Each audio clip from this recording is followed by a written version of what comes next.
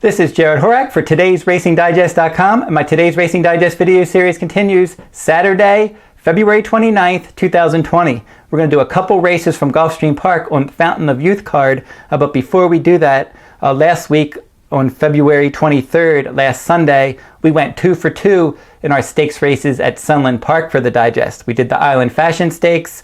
Top choice Shanghai Keeley got the job done. In the Mind That Bird Derby, we pegged Sir Rick, and he got the job done. Now, the Island Fashion was a prep race for the Sunland Oaks, which is a Kentucky Oaks points race. Shanghai Keeley didn't run particularly fast, though. She would have to really improve if she would be competitive in a race like the Sunland Oaks. Now, as for the Mind That Bird Derby, Sir Rick was much faster than Shanghai Keeley, but he's going to have to run even faster if he expects to win the Sunland Derby, which is a Kentucky Derby points race, 50 points to the winner. So it's basically the Sunland Derby is a win and you're in for the Kentucky Derby. And you're going to probably see some shippers. We've seen Todd Pletcher ship to Sunland Park, Bob Baffert.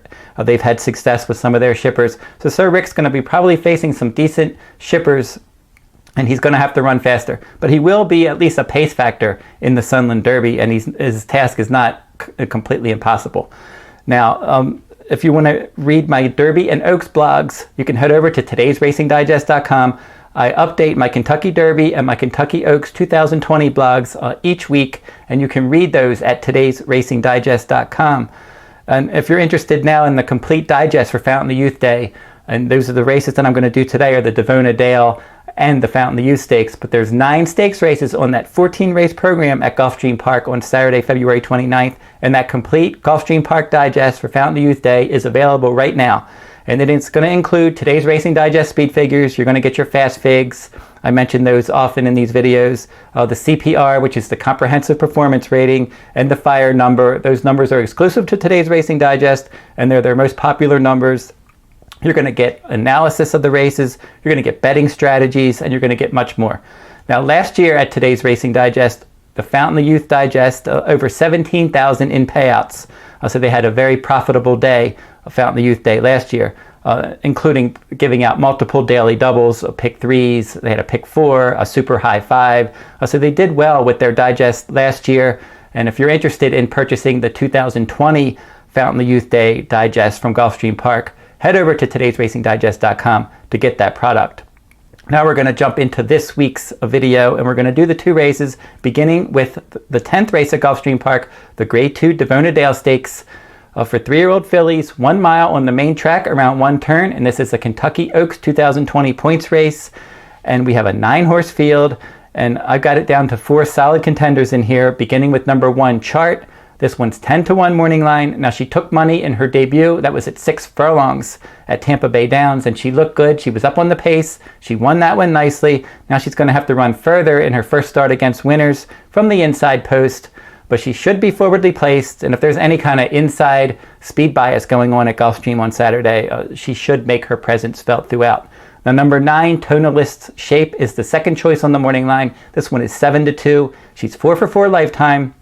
She's going to have to run faster this time than she did in the Forward Gal Stakes last time for sharp trainer Safi Joseph Jr. She did win a slow edition of the Grade 3 Forward Gal last time at 7 furlongs from the outside post. She was a very easy winner, but it was a very weak field, and she was just able to win nicely there. Now, her start, a couple starts back, she ran much faster at this distance, and she's going to have to run that fast because she's facing a formidable favorite in this race, and I'll get to that one in a few minutes. But she's probably going to stalk outside just like she did in the Forward Gal, and she's not going to be the favorite. She'll be the second choice. So if you like her, you'll probably get a bit of value. She's probably going to have to run maybe the fastest that she's ever run to get the job done, but she could easily score here. This isn't a deep race either. Number 5, Reluctant Bride at 15-1 morning line is at least interesting to hit the board. She's a late runner. She's going from turf to dirt for trainer Patrick Biancone. We've seen him do this before. Patrick Biancone, he has Ete Indien and Sol Volante on the Derby Trail. They both switched from turf to dirt, and they did well in their dirt starts. And Sol Volante won the Sam F. Davis Stakes.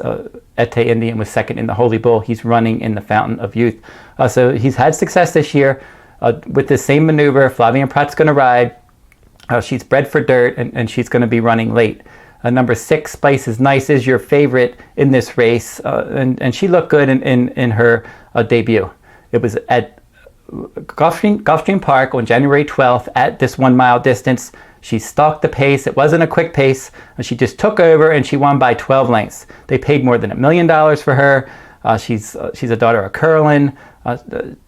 This looks like a weak stake spot. I think she's the right filly in this race. She's going to be forwardly placed, probably not on the lead, but she could end up in a better position than Tonalist Shape, and she looks tough to beat in here. Now this is going to be the Fast Figs Spotlight race, and we're going to pull up the Fast Figs right now, and you'll see that Tonalist Shape, we mentioned that one, has the best Fast Figs with a 124, a Reluctant Bride with a 121, and Spice is Nice with a 120. And if you're not familiar with the Fast Figs, you can learn more about them in the description in this video. And also, I've mentioned in my other videos that the Fast Fig is a class and speed rating all rolled into one. And and the numbers make sense here. I mean, Tonalist Shape is the proven stakes runner in this race. That's why she has the highest Fast Fig. Reluctant Bride's numbers are coming from turf. And then Spice is Nice with a 120 off of one career race. So I think out of all these horses, she seems to have the most upside. She has the right running style. The only thing that's a negative is obviously the price, but I think she's the most likely winner if she moves forward at all, because her Fast Fig's going to jump up. When you look at Spice is Nice and Tonalist Shape, they're both stalkers.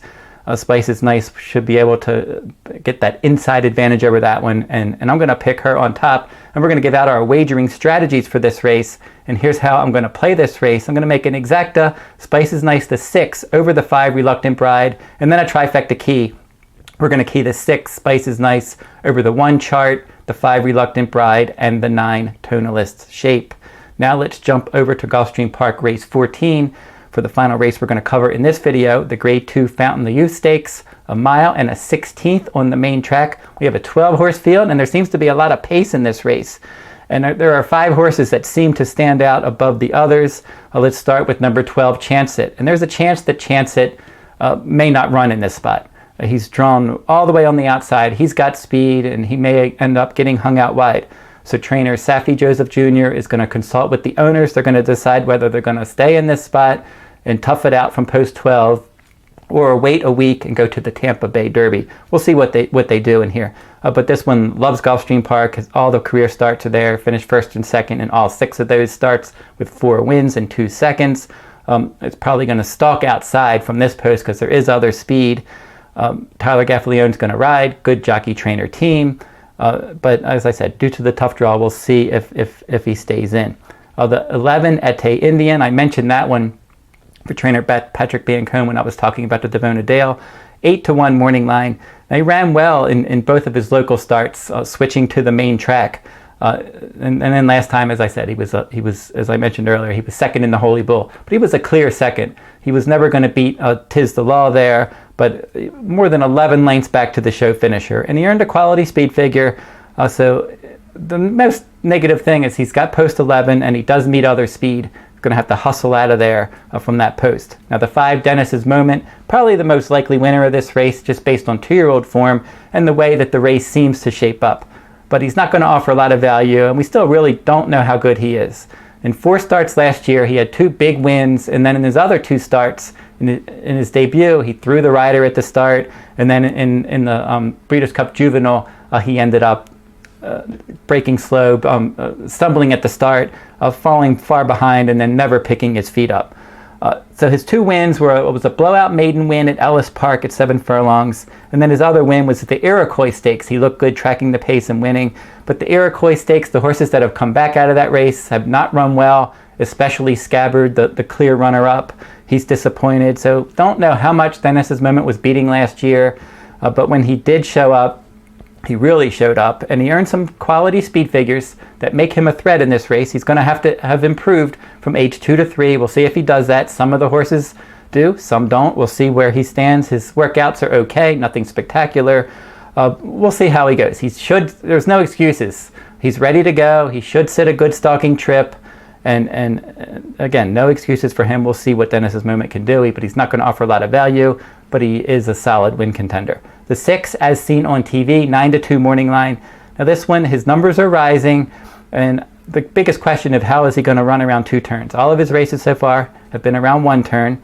If he can relax and track the pace like he did a little bit last time in the Mucho Macho Man, where he did stalk a front runner and he battled with Chance It all the way to the wire and just lost by a head. That was a good effort.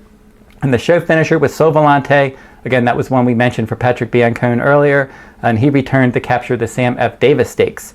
So as seen on TV, beat a quality rival last time, and he was right there with Chance It, who's one of the solid contenders in this race. He's 9-2, good post. If he can relax and sit a tactical trip, I think he has a decent shot.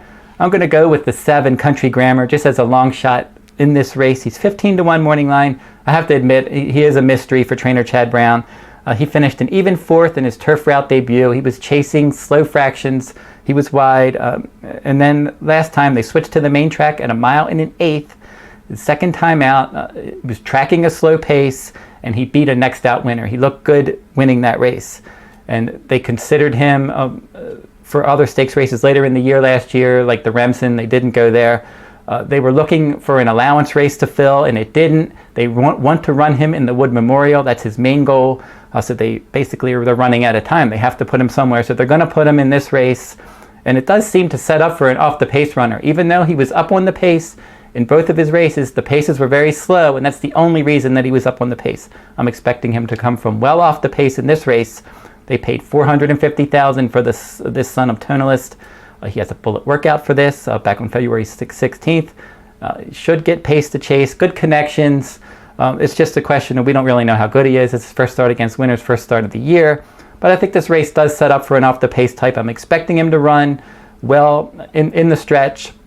If it's a speed-favoring track, that he might struggle a bit. But I think he has a decent shot in here if the pace heats up and he's ready to go. And Chad Brown runners are typically ready to go off the layoff. So my top choices in these 2 races, Spice is nice. Number 6 is my top choice in the Davona Dale. And then in Gulfstream Park, race 14, the Grade 2 Fountain, the U Stakes. I'm taking a shot with number 7, Country Grammar, for trainer Chad Brown at 15-1 morning line. So if you like this video, give me a thumbs up, subscribe to my YouTube channel, make some comments in the comment section. Who do you like in these stakes races at Gulfstream Park on Fountain the Youth Day? And we can talk, if you're interested in talking about Derby, anything to do with the Derby Trail this year, throw it in the comments. I'll make sure I read them and get the comments back to you.